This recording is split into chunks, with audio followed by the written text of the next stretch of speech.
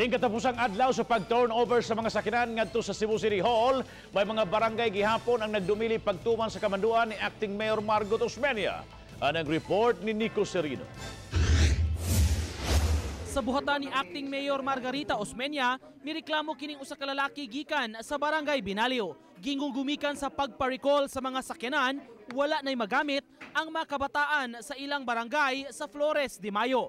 Gipasabot hinuon siya sa staff nga kun Delmar Bus ang gipasabot, wa man kini mahilakip sa ipauli kay dili man City Hall ang mi-issue niini. Wa na hinuon magpa-interview sa mga sakop sa media ang maong lalaki dihang kuhaan unta og pamahayag. Hangtod kaganihang buntag, kapina sa 230 ka mga sakyanan ug 85 ka mga motorsiklo ang na-turnover ngadto sa General Services Office.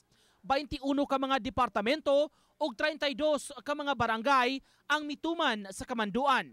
Apan gikasubo ni Osmeña nga daghan ang wa mosanong. Doesn't matter, just return the vehicles. I'm very kulit na. But just return the vehicles. They do not own the vehicles. It's the city government that owns the vehicles. Karong adlaw ang deadline sa pagpapauli ug wala nay lugway nga ihatag ang acting mayor. Wa pa hinuon siya mukumpirmar ug unsay tukmang laka nga iyang himuon batok sa mga opisyal sa barangay nga magdumili pagtuman sa iyang mando. If you don't return something that does not belong to you, what is it called?